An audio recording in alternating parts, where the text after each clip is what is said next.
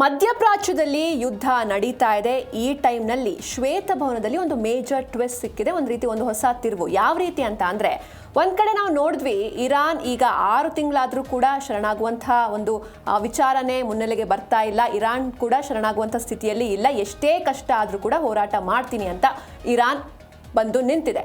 ಆದರೆ ಈ ವಿಚಾರವಾಗಿ ಅಮೆರಿಕ ಅಧ್ಯಕ್ಷ ಡೊನಾಲ್ಡ್ ಟ್ರಂಪ್ ಹೇಗಾದರೂ ಮಾಡಿ ಇರಾನ್ನ ಸೋಲಿಸಲೇಬೇಕು ಅಂತ ಅಮೆರಿಕಾದ ಸೈನಿಕರ ಬಳಿ ಒಂದು ರೀತಿ ಯಾವುದಾದ್ರು ಒಂದು ಕ್ರಿಯೇಟಿವ್ ಐಡಿಯಾ ಇದ್ರೆ ಕೊಡಿ, ಇರಾನ್ನ ಸೋಲಿಸಲೇಬೇಕು ಅಂತಹ ಒಂದು ಐಡಿಯಾ ಕೊಡಿ ಅಂತ ಅಮೆರಿಕ ಅಧ್ಯಕ್ಷ ಡೊನಾಲ್ಡ್ ಟ್ರಂಪ್ ಕೇಳಿದ್ದಾರಂತೆ. ಇದರ ಜೊತೆಗೆ ಈಗ ಆಲ್ರೆಡಿ ನಾವು ನೋಡಿದ್ವಿ, ಕ್ಷಿಪಣಿಗಳಲ್ಲಿ ಅಂದರೆ ಈ ಡ್ರೋನ್ ಅಟ್ಯಾಕ್ ಅವೆಲ್ಲವೂ ಕೂಡ ಮಾಡ್ತಾರೆ ಯುದ್ಧ ಅಂತ ಅಂದರೆ. ಈಗ ಲೇಸರ್ ಅಸ್ತ್ರಗಳನ್ನು ಬಳಸೋದಕ್ಕೆ ಅಮೆರಿಕ ಒಂದು ರೀತಿ ಪೆಂಟಗನ್ ರೆಡಿಯಾಗಿದೆ. ಇದರ ಜೊತೆಗೆ ಟ್ರಂಪ್ ಆಡಳಿತಕ್ಕೆ ತಮ್ಮ ದೇಶದಲ್ಲೇ ಹಿನ್ನಡೆಯಾಗಿದೆ. ಅಂದರೆ ಭಾರತ ಸೇರಿ ಏನೋ ಈ 60 ದೇಶಗಳ ಮೇಲೆ ಟ್ರಂಪ್ ಅವರು ಟ್ಯಾರಿಫ್ನ ವಿಧಿಸಿದ್ರು, ಹೊಸ ಸುಂಕಾಸ್ತ್ರವನ್ನು ವಿಧಿಸಿದ್ರು. ಅದಕ್ಕೆ ಈ ನಿರ್ಧಾರಕ್ಕೆ ಅಮೆರಿಕಾದ 25 ರಾಜ್ಯಗಳು ಟ್ರಂಪ್ ವಿರುದ್ಧ ತಿರುಗಿ ಬಿದ್ದಿದೆ.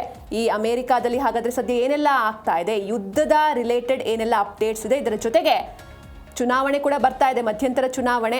ಈ ಸಂದರ್ಭದಲ್ಲಿ ಟ್ರಂಪ್ ಅವರ ನಿಲುವು ಯಾವ ರೀತಿ ಇರಬೇಕು, ಹಾಗೆ ಈ ಸುಂಕಾಸ್ತ್ರದ ಬಗ್ಗೆ ಅಭಿಪ್ರಾಯ ಏನು ಅಮೆರಿಕನ್ನರದು, ಈ ಎಲ್ಲವನ್ನೂ ಕೂಡ ನಾವು ಇವತ್ತಿನ ಜಿ ಕನ್ನಡ ನ್ಯೂಸ್ ಟಿಎನ್ಎ 2ನೇ ಸ್ಟೋರಿಯಲ್ಲಿ ನೋಡ್ತಾ ಹೋಗೋಣ. ಮೊದಲನೇದಾಗಿ, ಇರಾನ್ ಹಣಿಯೋದಕ್ಕೆ ಟ್ರಂಪ್ ಕ್ರಿಯೇಟಿವ್ ಪ್ಲಾನ್ಗೆ ಮುಂದಾಗಿದ್ದಾರೆ. ಅಂದರೆ ತಮ್ಮ ಸೈನಿಕರ ಹತ್ರ ಏನಾದರೂ ಹೊಸ ಐಡಿಯಾ ಇದ್ರೆ ಹೇಳಿ, ಏನು ಮಾಡಿದ್ರೂ ಕೂಡ ಇರಾನ್ ಸೋಲ್ತಾ ಇಲ್ಲ, ಬಗ್ತಾ ಇಲ್ಲ. ಹೀಗಾಗಿ ಅವರನ್ನು ಸೋಲಿಸಲೇಬೇಕು, ಅವರು ಶರಣಾಗಲೇಬೇಕು ಅಂತ ಅಂದರೆ ಏನಾದರೂ ಒಂದು ಹೊಸ ಐಡಿಯಾ ಕೊಡಿ, ಕ್ರಿಯೇಟಿವ್ ಆಗಿರುವಂಥ ಐಡಿಯಾ ಕೊಡಿ ಅಂತ ಕೇಳಿದ್ದಾರಂತೆ. ಇರಾನ್ ಮೇಲಿನ ಸಾಂಪ್ರದಾಯಿಕ ವೈಮಾನಿಕ ದಾಳಿಗಳು ನಿರೀಕ್ಷಿತ ರಿಸಲ್ಟ್ನ ಕೊಡ್ತಾ ಇಲ್ಲ. ಹೀಗಾಗಿ ಡೊನಾಲ್ಡ್ ಟ್ರಂಪ್ ನೇತೃತ್ವದ ಶ್ವೇತಭವನ ಈಗ ಒಂದು ರೀತಿ ಸೃಜನಶೀಲ ಹಾಗೂ ಭಿನ್ನ ಮಾರ್ಗಗಳು ಅಂದರೆ ಅನ್ಕನ್ವೆನ್ಷನಲ್ ವೇಸ್ ಹುಡುಕಾಡೋದಕ್ಕೆ ಇಳಿದಿದೆ. ಇರಾನ್ನ ಪಿಕಾಕ್ಸ್ ಮೌಂಟೇನ್ ಅಂತಹ ಅತ್ಯಂತ ಆಳದ ಭೂಗತ ಸುರಂಗಗಳು ಮತ್ತು ಬಂಕರ್ಗಳನ್ನು ಧ್ವಂಸಗೊಳಿಸೋದು ಅಮೆರಿಕಾಗೆ ಒಂದು ರೀತಿ ದೊಡ್ಡ ಸವಾಲಾಗಿ ಪರಿಣಮಿಸಿದ್ದು. ಈಗಾಗಲೇ 18 ಸೈನಿಕರನ್ನ ಕಳೆದುಕೊಂಡಿರುವ ಟ್ರಂಪ್ ನೇರವಾಗಿ ಭೂಸೇನಾ ಯುದ್ಧಕ್ಕೆ ಹಿಂಜರಿತಾ ಇದ್ದಾರೆ. ಹೀಗಾಗಿ ಭೂಸೇನಾ ಯುದ್ಧ ಬೇಡ, ಅದರಿಂದ ನಮಗೇನೆ ಎಫೆಕ್ಟ್ ಆಗ್ತಾ ಇದೆ, ಬೇರೆ ಏನಾದರೂ ಐಡಿಯಾ ಬೇಕು ಅಂತ ಹೊರಟಿದ್ದಾರೆ. ಹೀಗಾಗಿ ಇರಾನನ್ನು ಮಣಿಸೋದಕ್ಕೆ ವಿಚಿತ್ರ ಹಾಗೂ ಹೊಸ ತಂತ್ರಗಳನ್ನು ರೂಪಿಸುವಂತೆ ಸೇನಾ ವಿಶ್ಲೇಷಕರಿಗೆ ಸೂಚನೆಯನ್ನು ಕೂಡ ಅವರು ನೀಡಿದ್ದಾರೆ. ಇನ್ನೊಂದು ಕಡೆ ಸೌದಿ ಅರೇಬಿಯಾದ ಸಂಧಾನ ಯತ್ನಗಳ ಬೆನ್ನಲ್ಲೇ ತಕ್ಷಣದ ಕ್ಷಿಪಣಿ ದಾಳಿಗಳನ್ನು ಈಗ ಕಂಟ್ರೋಲ್ ಮಾಡಲಾಗಿದೆ. ಆದರೆ ಇರಾನ್ ಮೇಲೆ ನಿರಂತರವಾದಂಥ ಒತ್ತಡವನ್ನು ಹೇರೋದಕ್ಕೆ ಅಮೆರಿಕ ತೆರೆಮರೆಯಲ್ಲಿ ಒಂದಿಷ್ಟು ಕ್ರಿಯೇಟಿವ್ ಪ್ಲಾನ್ಗಳನ್ನು ಹೆಣಿತಾ ಇದೆ. ಅಂದರೆ ನಾನು ಆಗಲೇ ಹೇಳಿದೆ ನಿಮಗೆ, ಇರಾನ್ನ ಪಿಕಾಕ್ಸ್ ಮೌಂಟೇನ್ ಅಂತ. ಈ ಪಿಕಾಕ್ಸ್ ಮೌಂಟೇನ್ ಅನ್ನೋದು ಇರಾನ್ನ ಇಸ್ಫಹಾನ್ ಪ್ರಾಂತ್ಯದಲ್ಲಿರುವಂಥ ಒಂದು ಅತ್ಯಂತ ರಹಸ್ಯಮಯ ಮತ್ತು ಹೆಚ್ಚು ಸುಭದ್ರವಾಗಿರುವಂಥ ಭೂಗತ ಪರಮಾಣು ತಾಣ ಇದು. ಇರಾನ್ ಭಾಷೆಯಲ್ಲಿ ಇದನ್ನು ಕೂಯೆ ಕೊಲಂಗ್ ಗಜ್ಲಾ ಅಂತ ಕರೀತಾರೆ. ಇತ್ತೀಚಿನ ಇರಾನ್ ಸಂಘರ್ಷದ ಹಿನ್ನೆಲೆಯಲ್ಲಿ ಅಮೆರಿಕ ಅಧ್ಯಕ್ಷ ಡೊನಾಲ್ಡ್ ಟ್ರಂಪ್ ಈ ತಾಣದ ಮೇಲೆ ನಾವು ಬಾಂಬ್ ದಾಳಿ ನಡೆಸ್ತೀವಿ ಅಂತ ಪದೇ ಪದೇ ಎಚ್ಚರಿಕೆ ನೀಡ್ತಾ ಇದ್ರು. ಬಟ್ ಅವರಿಗೆ ನಡೆಸೋದಕ್ಕೆ ಆಗ್ತಾ ಇಲ್ಲ. ಅಕ್ಕಪಕ್ಕ ಹಾನಿ ಆಗ್ತಾ ಇದೆ ಬಿಟ್ಟರೆ ಆ ಪ್ರಾಂತ್ಯದಲ್ಲಿ ಯಾವುದೇ ರೀತಿ ಹಾನಿ ಆಗ್ತಾ ಇಲ್ಲ. ಹೀಗಾಗಿ ಇಂತಹ ಒಂದು ಇಷ್ಟೆಲ್ಲ ಸೇಫ್ಟಿ ಇರುವಂಥ ಪ್ರದೇಶವನ್ನು ಕೂಡ ನಾವು ನುಗ್ಗಬೇಕು, ಆ ಪ್ರದೇಶದೊಳಗಡೆ ನುಗ್ಗಿ ಅಲ್ಲೂ ಕೂಡ ಧ್ವಂಸ ಮಾಡಬೇಕು ಎನ್ನುವಂಥ ನಿಟ್ಟಿನಲ್ಲಿ ಹೊಸ ಐಡಿಯಾಗಳನ್ನು ಕೊಡಿ ಅಂತ ಟ್ರಂಪ್ ಕೇಳ್ಕೊಳ್ತಾ ಇದ್ದಾರೆ. ಹಾಗೆ ಈ ನಾನು ಹೇಳಿದೆ ಪಿಕಾಕ್ಸ್ ಮೌಂಟೇನ್, ಇದರ ಉದ್ದೇಶ ಏನು ಅಂತ ನೋಡ್ತಾ ಹೋಗೋದಾದರೆ 2020ರಲ್ಲಿ ನತಾನ್ಸ್ ಅಣು ಕೇಂದ್ರದ ಮೇಲೆ ದಾಳಿಯಾಗುತ್ತೆ. ಅದಾದ ಮೇಲೆ ಇರಾನ್ ತನ್ನ ಅತ್ಯಂತ ಪ್ರಮುಖವಾದ ಮತ್ತು ಸೂಕ್ಷ್ಮವಾದ ಅಣು ತಂತ್ರಜ್ಞಾನ ಹಾಗೂ ಸುಧಾರಿತ ಸೆಂಟ್ರಿಫ್ಯೂಸ್ಗಳನ್ನು ರಕ್ಷಿಸೋದಕ್ಕೆ ಈ ಸುರಂಗದ ನಿರ್ಮಾಣವನ್ನು ಅದು ಶುರು ಮಾಡುತ್ತೆ. ಹಾಗೆ ನಾನು ಮತ್ತೊಂದು ಹೇಳಿದೆ, ಈಗ ಆಲ್ರೆಡಿ ಒಂದು ಕ್ರಿಯೇಟಿವ್ ಐಡಿಯಾ ಕೊಡಿ, ಬೇರೆ ದಾರಿಗಳನ್ನ ಕೊಡಿ ಅಂತ ಟ್ರಂಪ್ ಹೇಳಿದ್ದಾರೆ, ಕೇಳ್ಕೊಳ್ತಾ ಇದ್ದಾರೆ ಸೈನಿಕರ ಹತ್ರ. ಇದ್ರ ಜೊತೆಗೆ ಈ ಲೇಸರ್ ಅಸ್ತ್ರವನ್ನು ಬಳಸಿಕೊಳ್ಳೋದಕ್ಕೆ ಇಂಪ್ಲಿಮೆಂಟ್ ಮಾಡೋದಕ್ಕೂ ಕೂಡ ಅಮೆರಿಕ ಮುಂದಾಗ್ತಾ ಇದೆ. ಶತ್ರುಗಳ ಡ್ರೋನ್ಗಳಿಗೆ ಲೇಸರ್ ಮೃತ್ಯುವಾಗಿ ಪರಿಣಮಿಸುತ್ತೆ. ಏನಿದು ಲೇಸರ್ ಅಸ್ತ್ರ, ಎಲ್ಲವನ್ನೂ ಕೂಡ ನಾವು ಇನ್ ಡೀಟೇಲ್ ನೋಡ್ತಾ ಹೋಗೋಣ. ಹಾಗೆ ಮಾಮೂಲಿ ಒಂದು ಸಾಂಪ್ರದಾಯಿಕ ಡ್ರೋನ್ಗೂ ಈ ಲೇಸರ್ ವೆಪನ್ನ ಯೂಸ್ ಮಾಡೋದಕ್ಕೂ ಏನು ಡಿಫ್ರೆನ್ಸ್ ಬರುತ್ತೆ, ಎಲ್ಲವನ್ನೂ ಕೂಡ ನಾನು ಡೀಟೇಲ್ ಆಗಿ ನಿಮಗೆ ಹೇಳ್ತಾ ಹೋಗ್ತೀನಿ. ಅಮೆರಿಕ ಶಸ್ತ್ರಾಗಾರಕ್ಕೆ ಅಧಿಕೃತವಾಗಿ ಲೇಸರ್ ಅಸ್ತ್ರಗಳು ಸೇರ್ಪಡೆಗೊಂಡಿವೆ. ಶಸ್ತ್ರಪಡೆಯ ಡ್ರೋನ್ ಆಗಿರ್ಬೋದು, ರಾಕೆಟ್ ಆಗಿರ್ಬೋದು, ಅಥವಾ ಕ್ಷಿಪಣಿಗಳನ್ನು ಆಕಾಶದಲ್ಲೇ ಭಸ್ಮ ಮಾಡಬಲ್ಲ ತಂತ್ರಜ್ಞಾನ ಇದು. ಅಂದರೆ ಈಗ ಲೇಸರ್ ಅಂದಿದ ತಕ್ಷಣ ಎಲ್ರಿಗೂ ನೆನಪಿರುತ್ತೆ, ಈಗ ಒಂದು ಲೇಸರ್ ಲೈಟ್ನ ತಗೊಂಡ್ರೆ ಅದು ಎಕ್ಸಾಕ್ಟ್ ಆಗಿ ನಾವು ಗೋಡೆ ಮೇಲೆ ಬಿಟ್ಟರೆ ಅದು ಎಕ್ಸಾಕ್ಟ್ ಆಗಿ ಅಲ್ಲೇ ಹೋಗಿ ಅಷ್ಟು ನಿಖರವಾಗಿರುತ್ತೆ ಆ ಲೇಸರ್ ಲೈಟ್. ಅದೇ ರೀತಿ ಈ ಲೇಸರ್ ಅಸ್ತ್ರಗಳು ಕೂಡ ಅಷ್ಟೇ ಎಕ್ಸಾಕ್ಟ್ ಆಗಿ ಅಷ್ಟೇ ನಿಖರವಾಗಿ ಕೆಲಸವನ್ನ ಮಾಡುತ್ತೆ. ಹೀಗಾಗಿ ಅಮೆರಿಕ ಲೇಸರ್ ಅಸ್ತ್ರಗಳನ್ನು ಬಳಸೋದಕ್ಕೆ ಮುಂದಾಗಿದೆ. ಆಧುನಿಕ ಯುದ್ಧ ತಂತ್ರಜ್ಞಾನದಲ್ಲಿ ಹೊಸ ಇತಿಹಾಸವನ್ನು ಬರೆಯೋದಕ್ಕೆ ಹೊರಟಿರುವಂತಹ ಅಮೆರಿಕ ತನ್ನ ಸೇನಾ ಶಸ್ತ್ರಾಗಾರಕ್ಕೆ ಅಧಿಕೃತವಾಗಿ ಅತ್ಯಾಧುನಿಕ ಲೇಸರ್ ಅಸ್ತ್ರಗಳನ್ನು ಸೇರ್ಪಡೆಗೊಳಿಸುವ ಮೂಲಕ ಭಾರೀ ಸಂಚಲನವನ್ನು ಮೂಡಿಸ್ತಾ ಇದೆ.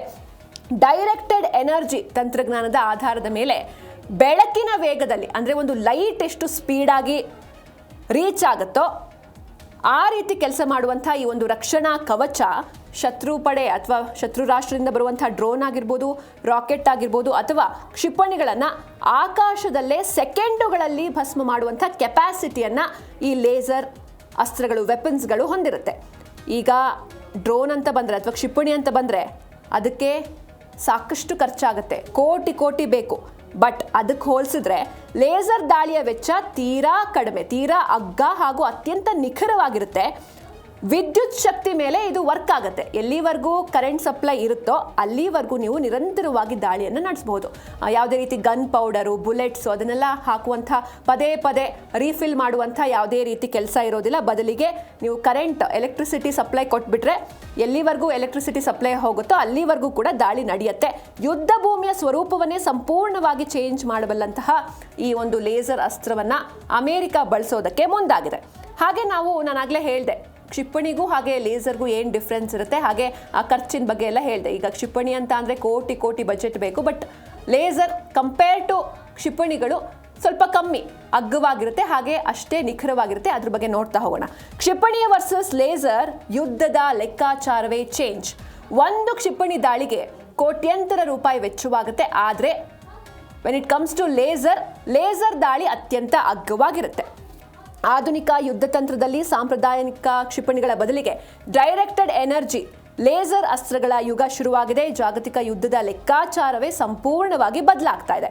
ಒಂದು ಕ್ಷಿಪಣಿ ದಾಳಿಗೆ ಕೋಟ್ಯಂತರ ರೂಪಾಯಿ ವೆಚ್ಚವಾಗ್ತಾ ಇದ್ರೆ ಕೇವಲ ವಿದ್ಯುತ್ ಶಕ್ತಿಯನ್ನಷ್ಟೇ ಬಳಸುವಂತಹ ಲೇಸರ್ ದಾಳಿ ಅತ್ಯಂತ ಅಗ್ಗವಾಗಿರುತ್ತೆ. ಹಾಗೆ ಮದ್ದುಗುಂಡುಗಳ ಹಗ್ಗಿಲ್ಲದೆ ನಿರಂತರವಾಗಿ ನಾವು ಯೂಸ್ ಮಾಡ್ಬೋದು. ಅಂದರೆ ಖಾಲಿ ಆಯಿತು ಮತ್ತೆ ರೀಫಿಲ್ ಮಾಡಬೇಕು, ಗನ್ ಪೌಡರ್ನೆಲ್ಲ ರೀಫಿಲ್ ಮಾಡಬೇಕು ಅನ್ನುವಂಥ ಯಾವುದೇ ಒಂದು ಗೋಜು ಇರೋದಿಲ್ಲ. ಬೆಳಕಿನ ವೇಗದಲ್ಲಿ ಚಲಿಸುವ ಈ ಲೇಸರ್ ಕಿರಣಗಳು ಶತ್ರುಗಳ ಡ್ರೋನ್ ಹಾಗೂ ಕ್ಷಿಪಣಿಗಳನ್ನು ಪತ್ತೆ ಹಚ್ಚಿದ ಮರು ಸೆಕೆಂಡ್ನಲ್ಲೇ ಆಕಾಶದಲ್ಲೇ ಸುಟ್ಟು ಹಾಕುವಂಥ ಸಾಮರ್ಥ್ಯವನ್ನು ಹೊಂದಿದ್ದು ಶತ್ರುಗಳಿಗೆ ತಪ್ಪಿಸಿಕೊಳ್ಳೋದಕ್ಕೆ ಅವಕಾಶವೇ ನೀಡೋದಿಲ್ಲ. ಅಂದರೆ ಲೇಸರ್ ಲೈಟಿಂದ ಏನು ಆ ಬೀಮ್ಸ್ ಸ್ಪ್ರೆಡ್ ಆಗುತ್ತೆ, ಕಿರಣಗಳು, ಅವು ಪಟ್ಟಂತ ಶತ್ರುಗಳ ಕ್ಷಿಪಣಿ ಆಗಿರ್ಬೋದು, ಡ್ರೋನ್ಗಳನ್ನು ಫೈಂಡ್ ಔಟ್ ಮಾಡಿ ಆಕಾಶದಲ್ಲೇ ಸುಟ್ಟು ಹಾಕುತ್ತೆ. ಹೀಗಾಗಿ ಶತ್ರುಗಳಿಗೆ ತಪ್ಪಿಸಿಕೊಳ್ಳೋದಕ್ಕೆ ಅವಕಾಶನೇ ಇಲ್ಲ. ಸಾಂಪ್ರದಾಯಿಕ ಯುದ್ಧ ಪದ್ಧತಿಯಿಂದ ಈ ಅತ್ಯಾಧುನಿಕ ತಂತ್ರಜ್ಞಾನಕ್ಕೆ ಕಾಲಿಟ್ಟಿರುವಂತಹ ಅಮೆರಿಕ ಸೇನೆಗೆ ಇದು ಆರ್ಥಿಕವಾಗಿಯೂ ಕೂಡ ಭಾರಿ ಲಾಭದಾಯಕ. ಜೊತೆಗೆ ಭವಿಷ್ಯದ ರಣರಂಗದಲ್ಲಿ ಈ ಲೇಸರ್ ಅಸ್ತ್ರಗಳೇ ನಿರ್ಣಾಯಕ ಪಾತ್ರವನ್ನು ವಹಿಸುತ್ತೆ ಅಂತ ರಕ್ಷಣಾ ತಜ್ಞರು ಕೂಡ ವಿಶ್ಲೇಷಣೆಯನ್ನ ನೀಡ್ತಾ ಇದ್ದಾರೆ. ಹೀಗಾಗಿ ನಿಜಕ್ಕೂ ಒಂದು ರೀತಿ ಮೇಜರ್ ಡೆವಲಪ್ಮೆಂಟ್ ಇದು ಅಂತಲೇ ಹೇಳ್ಬೋದು. ಹಾಗೆ ಇದಿಷ್ಟು ಯುದ್ಧದ ವಿಚಾರವಾದರೆ ಮತ್ತೊಂದು ಕಡೆ ಟ್ರಂಪ್ ಅವರ ಸುಂಕಾಸ್ತ್ರ, ತಮ್ಮ ದೇಶದವರೇ ಅದರ ವಿರುದ್ಧವಾಗಿ ಮಾತಾಡ್ತಾ ಇದ್ದಾರೆ. ಆ ಬಗ್ಗೆಯೂ ಕೂಡ ನೋಡ್ತಾ ಹೋಗೋಣ. ಟ್ರಂಪ್ ಸುಂಕಾಸ್ತ್ರಕ್ಕೆ 25 ರಾಜ್ಯಗಳು ಸೆಡ್ಡು ಹೊಡೆದಿವೆ. ಯಾವ ರೀತಿ? ಮೊದಲನೇದಾಗಿ ಭಾರತ ಸೇರಿ 60 ರಾಷ್ಟ್ರಗಳ ಮೇಲೆ ಟ್ರಂಪ್ ಅವರು ಒಂದು ಕಠಿಣವಾದ ಟ್ಯಾರಿಫ್ ರೂಲ್ಸ್ಗಳನ್ನು ವಿಧಿಸಿದ್ದಾರೆ. ಇದಕ್ಕೆ ಅಮೆರಿಕಾದಲ್ಲೇ ವಿರೋಧ ವ್ಯಕ್ತವಾಗ್ತದೆ. ಬೇರೆ ಬೇರೆ ದೇಶಗಳಿಂದ ಜಾಗತಿಕ ಮಟ್ಟದಲ್ಲಿ ವಿರೋಧ ಗೊತ್ತು, ಬಟ್ ಅಲ್ಲಿರುವಂತಹ ಜನರೇ ಇದನ್ನು ವಿರೋಧಿಸ್ತಾ ಇದ್ದಾರೆ. ಭಾರತ ಸೇರಿದಂತೆ ಸುಮಾರು 60 ದೇಶಗಳ ಮೇಲೆ ಬಲವಂತದ ಕಾರ್ಮಿಕ ಪದ್ಧತಿಯ ಒಂದು ರೀಸನ್ನ ಒಡ್ಡಿ ಸುಂಕ ವಿಧಿಸಿದ್ದ ಅಮೆರಿಕ ಅಧ್ಯಕ್ಷ ಡೊನಾಲ್ಡ್ ಟ್ರಂಪ್ ಅವರ ನಿರ್ಧಾರಕ್ಕೆ ಈಗ ಅವರ ದೇಶದಲ್ಲೇ ಭಾರಿ ವಿರೋಧ ವ್ಯಕ್ತವಾಗಿದ್ದು ಶ್ವೇತಭವನದ ವಿರುದ್ಧವೇ ಒಂದು ರೀತಿ ದೊಡ್ಡ ಮಟ್ಟದ ಕಾನೂನು ಸಮರ ಶುರುವಾಗಿದೆ. ನ್ಯೂಯಾರ್ಕ್ ಅಟಾರ್ನಿ ಜನರಲ್ ನೇತೃತ್ವದ ಡೆಮಾಕ್ರೆಟಿಕ್ ಆಡಳಿತ ಇರುವಂತಹ 25 ರಾಜ್ಯಗಳ ಒಕ್ಕೂಟ, ಅಂದರೆ ಇವರ ಆಪೋಸಿಟ್ ಪಾರ್ಟಿ, 25 ರಾಜ್ಯಗಳಲ್ಲಿ ಡೆಮಾಕ್ರೆಟಿಕ್ ಆಡಳಿತ ಇದೆ, ಆಪೋಸಿಟ್ ಪಾರ್ಟಿ ಅಧಿಕಾರಕ್ಕೆ ಬಂದಿದೆ. ಆ ರಾಜ್ಯಗಳ ಒಕ್ಕೂಟ ಏನಿದೆ ಟ್ರಂಪ್ ಅವರ ಈ ಏಕಪಕ್ಷೀಯ ಹಾಗೂ ಸಂವಿಧಾನ ಬಾಹಿರ ನೀತಿಯನ್ನು ಕ್ವೆಶ್ಚನ್ ಮಾಡಿ ಅಂತಾರಾಷ್ಟ್ರೀಯ ವ್ಯಾಪಾರ ನ್ಯಾಯಾಲಯದ ಮೆಟ್ಟಿಲೇರಿದೆ. ಸುಪ್ರೀಂ ಕೋರ್ಟ್ ಆದೇಶವನ್ನ ಮೀರಿ ಬಲವಂತದ ಸುಂಕ ವಿಧಿಸಿರೋದು ಜಾಗತಿಕ ವ್ಯಾಪಾರಕ್ಕೆ ದೊಡ್ಡ ಪೆಟ್ಟು ನೀಡಲಿದೆ ಅಂತ ಅವರು ಆಕ್ರೋಶವನ್ನ ವ್ಯಕ್ತಪಡಿಸಿವೆ ಈ ರಾಜ್ಯಗಳು. ಹೀಗಾಗಿ ಟ್ರಂಪ್ ಆರ್ಥಿಕ ನೀತಿಗಳಿಗೆ ಇದು ಪ್ರಬಲವಾದಂತಹ ಚಾಲೆಂಜ್ ಆಗಿ ಬದಲಾಗ್ತಾ ಇದೆ. ಹಾಗೆ ಇದರ ಜೊತೆಗೆ ಮಧ್ಯಂತರ ಚುನಾವಣೆ, ಹಿಂದೆ ಜಿ ಕನ್ನಡ ನ್ಯೂಸ್ DNA ಈ ವಿಚಾರವಾಗಿ ನಾವು ಮಾತಾಡಿದ್ವಿ. ಮಧ್ಯಂತರ ಚುನಾವಣೆ ಬೇರೆ ಬರ್ತಾ ಇದೆ. ಹೀಗಾಗಿ ಟ್ರಂಪ್ ಅವರ ಆಡಳಿತಕ್ಕೆ ಅದೊಂದು ರಿಪೋರ್ಟ್ ಕಾರ್ಡ್ ಆಗಿ ಇರುತ್ತೆ.